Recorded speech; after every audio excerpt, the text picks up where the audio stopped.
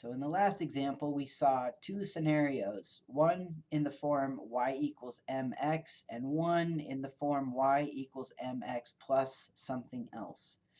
And we saw a different scenario there graphically. We saw one passing through the origin, the equation that didn't have anything added on, and we saw another example of something where it's not passing through the origin, where something was added on to the mx. We also saw that when we found the ratio of the y values to the x values, they were constant in this scenario and not constant in the second scenario.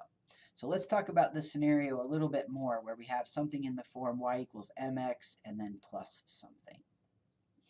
So let's look on the next page. Linear relationships. Two quantities have a linear relationship if one quantity has a constant rate of change with respect to the other.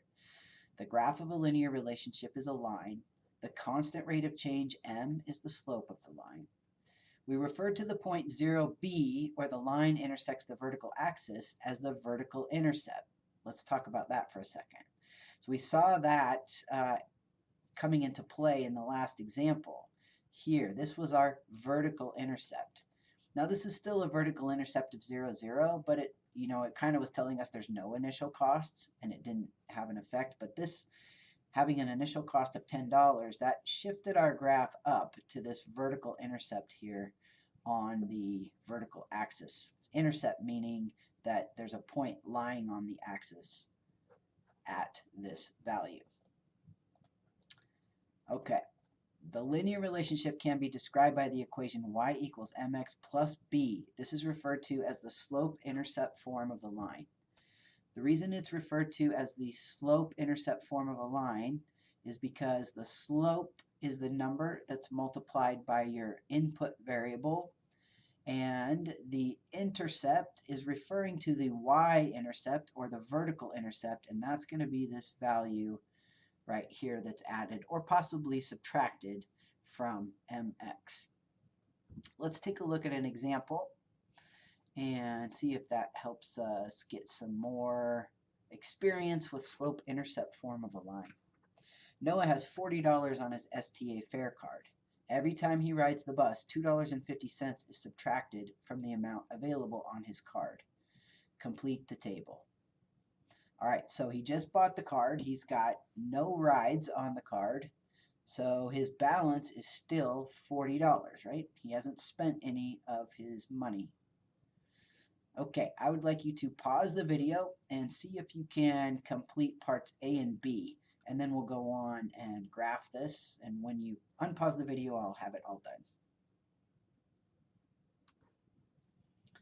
Okay, well, I don't have them quite all done because I wanted to talk about it a little bit, but I think we're pretty good at seeing if I take one ride here, I'm going to have to subtract off $2.50 because that's how much it costs per ride.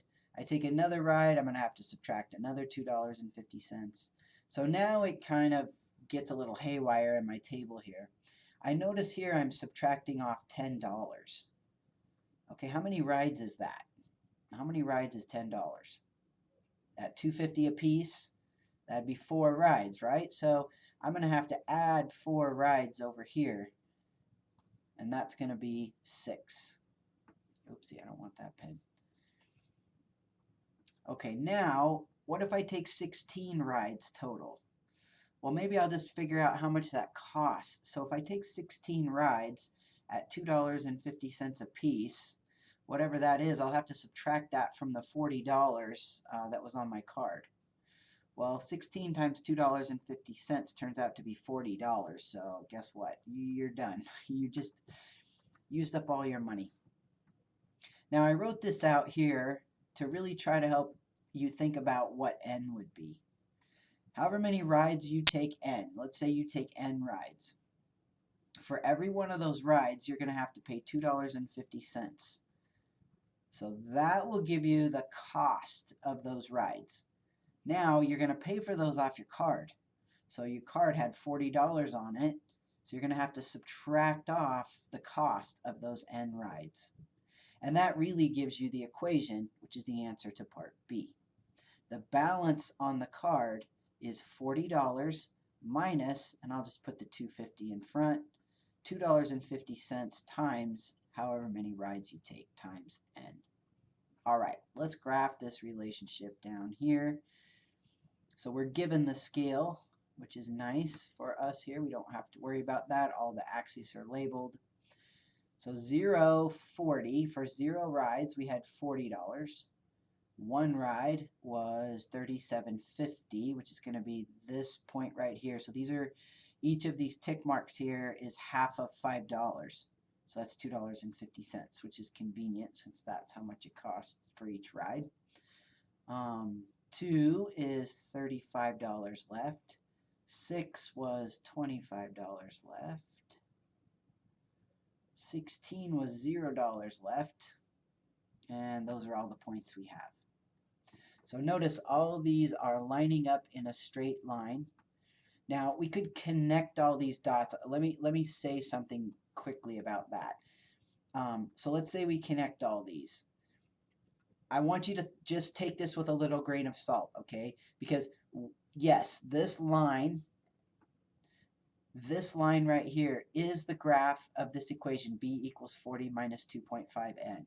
But the point 1/2 or 0.5 and 38, okay, doing some higher math here,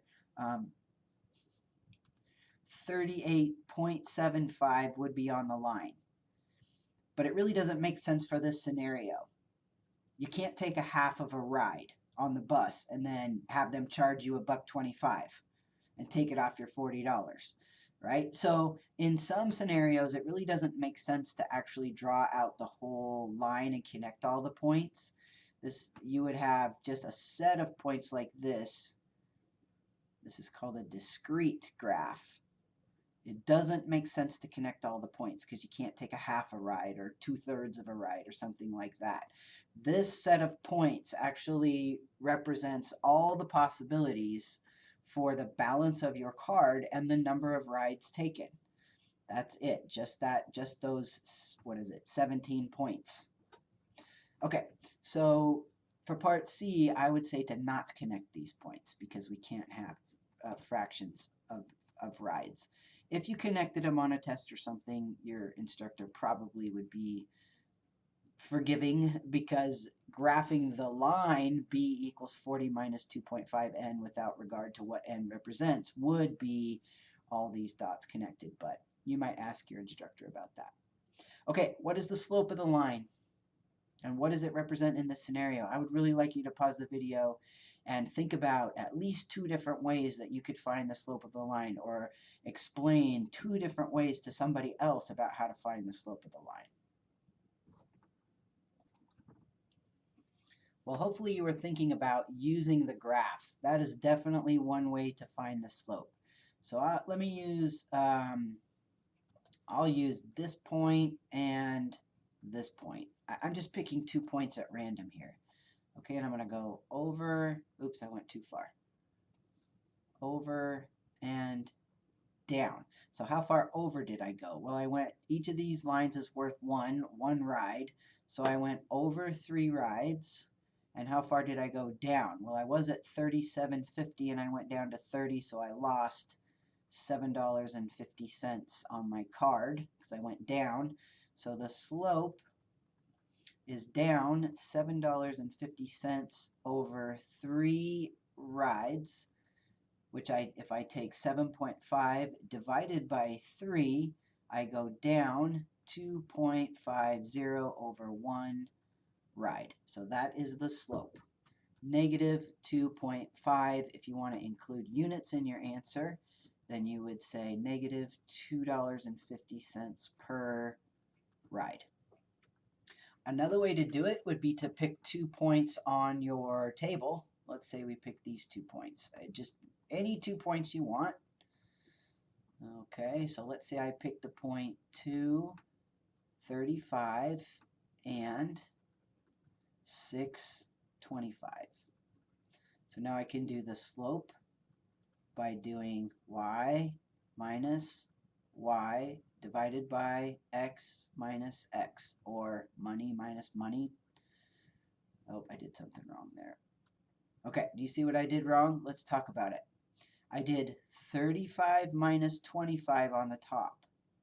So I have to be consistent on the bottom, and I have to do 2 minus 6. If I don't, I'm going to get the incorrect sign, like positive, negative sign. So that was a mistake. I need to do 2 minus 6. And I recognized that mistake because I knew the slope was supposed to come out to be negative, and I wasn't getting a negative. And then I was like, uh-oh, I did something wrong. Let's go back and find out what it is. Okay, so now that we have that fixed, now we've got $10 over negative 4 rides. So a positive divided by a negative is a negative. 10 divided by 4 is 2.5. So down $2.50 per ride. So that's a couple different ways that we can find the slope. What's another way we can find the slope? One more way. Oh, this is so good. You ready? This is really important. Let's go back up here and talk about the slope-intercept form of the line, which is y equals mx plus b. Now, this little b is not the same as this capital B, okay? So the first thing I want to do is I want to rewrite this equation in the order shown here. So I'm going to put the negative 2.5n first, and then plus 40, because the 40 is positive. So this is in the form y equals mx plus b. All right, x is your input variable, which in our case is number of tickets, and y is your output variable, which in our case is balance. So that means that the slope is the number multiplied by the x, which is negative 2.5, and the y-intercept is this number that's added on here, which is the 40. So your slope was right there in your equation, multiplied by your input variable. 3 different ways to find the slope there, from the table, from the graph, from the equation. You need to be able to do all 3 to find that slope. All right, so the last thing we're going to do in this example is look at the intercepts of our line. What are the coordinates of the vertical intercept, and what point does this point tell you about the scenario? So the vertical axis is this axis where the dollars, right here, there's your vertical axis.